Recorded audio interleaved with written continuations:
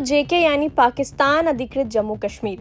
पिछले कुछ हफ्तों से वहाँ जो तस्वीरें सामने आ रही हैं वो डराने वाली हैं और सवाल पूछने वाली हैं। सड़कों पर उतरे हजारों लोग, हाथ में तख्तियां, जुबान पर एक ही नारा, हमें हमारा हक चाहिए। लेकिन बदले में क्या मिला? आंसू गैस के गोले, गोलियां और इंटरनेट पर पाबंदी। हम आपको आज समझाएंगे कि आखिर POJK में चल क्या रहा है। सबसे पहले जानते हैं कि हुआ क्या। 27 जुलाई को वहां विधानसभा चुनाव होने वाले थे, लेकिन वहां का माहौल चुनावी कम और जंग का मैदान ज्यादा लग रहा है। जॉइंट अवामी एक्शन कमेटी यानी कि JAAC के बैनर तले लोग सड़कों पर हैं। आलम यह है कि पाकिस्तान प्रशासन ने इस संगठन को आतंकवाद रोधी कानून के तहत प्रतिबंधित कर दिया है। इंटरनेट बंद है, 14,000 से ज्यादा सुरक्षा बल तैनात किए गए हैं और प्रदर्शनकारियों का आरोप है कि उन्हें खाने पीने की जरूरी चीजें से भी महरूम रखा जा रहा है।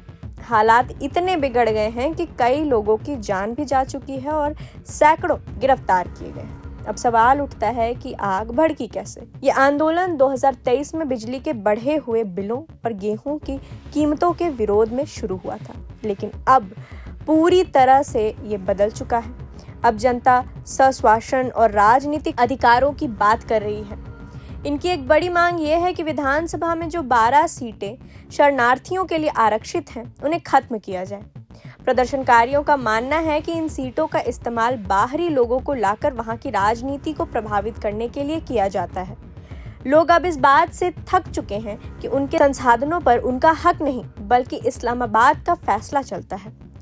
इस पूरे मामले पर दुनिया भर की नजर है। विदेशों में बसते कश्मीरी प्रवासी, चाहे वो लंदन हो, कनाडा हो या जर्मनी, सब इस आंदोलन के समर्थन में उतर आए हैं। लंदन में हुए लॉन्ग मार्च ने तो पूरी दुनिया का ध्यान खींचा है। दूसरी तरफ पाकिस्तान सरकार का दावा है कि ये लोग सुरक्षा के लिए खतरा हैं, लेकिन हकीकत यह है कि पाक सरकार ने अपने ही घर में खुद को कश्मीरियों का हितैषी बताने का दावा अब सवालों के घेरे में है।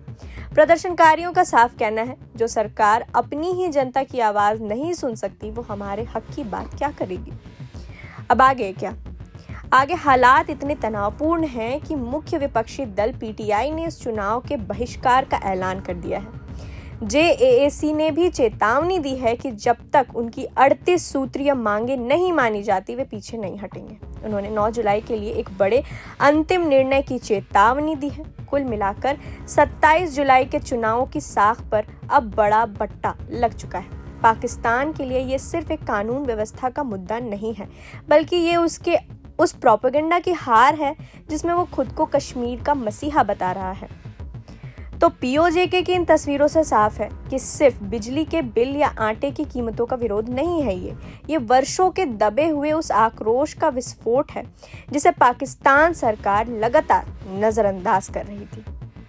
27 जुलाई को चुनाव भले ही हो जाएं, लेकिन जिस तरह से लोग सड़कों पर हैं और अंतर्राष्ट्रीय स्तर पर प्रवासी कश्मीरी एकजुट हो रहे हैं, ये साफ इशारा है कि POJK की जनता अब डरने वाली नहीं है। यह आंदोलन आने वाले समय में पाकिस्तान की उस नीति के लिए बहुत बड़ी चुनौती साबित होगा, जो कश्मीर को सिर्फ अपना एक औजार मानती आई है। देखना ये होगा कि क्या इस्लामाबाद अब भी अपनी जिद पर अड़ा रहेगा या फिर उसे जनता की इस ताकत के सामने झुकना पड़ेगा। प्रभातखबर.com, विश्वास वही, रफ्तार नहीं।